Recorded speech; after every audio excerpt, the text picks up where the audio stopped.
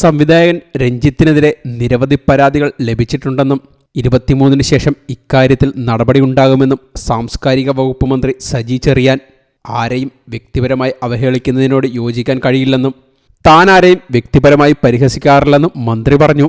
രഞ്ജിത്ത് വിഷയത്തിൽ പരാതിക്കാരെ വിളിച്ചു വരുത്തി അവർക്ക് പറയാനുള്ളത് കേൾക്കും. ഇതോടൊപ്പം രഞ്ജിത്തിനും പറയാനുള്ളത് കേൾക്കും. ഏത് സാഹചര്യത്തിലാണ് മോശം പരാമർശം ഉണ്ടായതെന്ന് അന്വേഷിക്കും. നിലവിൽ വ്യക്തിപരമായ തർക്കങ്ങളാണ് എല്ലാം. എന്നാൽ ഇവയൊന്നും അക്കാദമിയുടെ പ്രവർത്തനങ്ങളെ ബാധിച്ചിട്ടില്ലെന്നും മന്ത്രി പറഞ്ഞു. സംവിധായകൻ രഞ്ജിത്തിനെതിരായ വിവാദത്തിൽ പ്രതികരണവുമായി ചലച്ചിത്ര അക്കാദമി ജനറൽ കൗൺസിൽ അംഗങ്ങൾ രംഗത്തെത്തിയിരുന്നു. ഏകാധിപതി എന്ന രീതിയിലാണ് രഞ്ജിത്തിന്റെ പെരുമാറ്റമെന്ന് അംഗങ്ങൾ പറയുന്നു. തങ്ങൾക്ക് ചെയർമാനോട് യാതൊരു വിധേയത്വം ഇല്ലെന്നും അവർ വ്യക്തമാക്കി. 6ാം തമ്പുരാനായി ചെയർമാൻ നടക്കുന്നത് കൊണ്ടല്ല ഫെസ്റ്റിവൽ നടക്കുന്നതെന്നും കൗൺസിൽ അംഗം മനോജ് ഖാന പറഞ്ഞു. ചെയർമാൻ ആ സ്ഥാനത്ത് നടത്തുന്ന വലിയ അസംബന്ധങ്ങളും വിവരക്കേടുമാണ് മനോഹരമായി നടക്കുന്ന മേളയിലെ കല്ലുകടിയെന്നും അദ്ദേഹം കൂട്ടിച്ചേർത്തു. അക്കാദമിയുടെ ചെയർമാൻ സ്ഥാനത്തിരുന്നുകൊണ്ട് അക്കാദമിയെ തന്നെ അവഹേളിക്കുന്ന തരത്തിലുള്ള സംസാരമാണ് അദ്ദേഹം നടത്തിയത്. പ്രശ്നങ്ങളെ രമ്യമായി പരിഹരിക്കാനും അദ്ദേഹത്തിൻ്റെ തെറ്റുകൾ തിരുത്താനും സൗഹാർദ്ദപൂർവ്വം ശ്രമിച്ചിട്ടുണ്ട്. ആർട്ടിസ്റ്റുകളെ വളരെ മോശമായ രീതിയിൽ, മ്ലേച്ഛമായ രീതിയിലാണ് അവഹേളിക്കുന്നത്. എല്ലാവരും ആർട്ടിസ്റ്റുകളാണ്.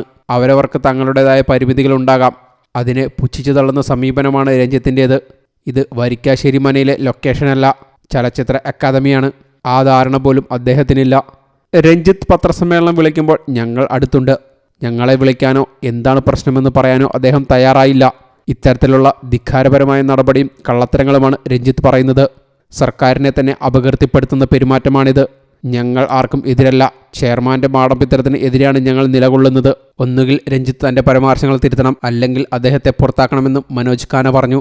അക്കാദമി വിപുലപ്പെടുത്തും, പുതിയ എക്സിക്യൂട്ടീവ് മെമ്പർമാരെ കൊണ്ടുവരും എന്നൊക്കെയാണ് രഞ്ജിത്ത് പറയുന്നത്. ഇതൊന്നും തീരുമാനിക്കുന്നത് ചെയർമാൻ അല്ലെന്നും അതൊരു ടീം ചെയർമാൻ അല്ലെന്ന് കൗൺസിൽ അംഗങ്ങൾ മാധ്യമങ്ങളോട് പറഞ്ഞു. IFFK നടക്കുന്ന സാഹചര്യത്തിൽ മേളയുടെ ശോഭ കെടുത്തുന്ന വിവാദത്തിലേക്ക് പോകാൻ ഞങ്ങൾക്ക് താല്പര്യമില്ലെന്നായിരുന്നു നിലപാടെന്നും എന്നാൽ ചെയർമാൻ്റെ ഭാഗത്തു നിന്നും അടിസ്ഥാനരഹിതമായ കാര്യങ്ങളാണ് നടക്കുന്നതെന്നും അംഗങ്ങൾ വ്യക്തമാക്കി.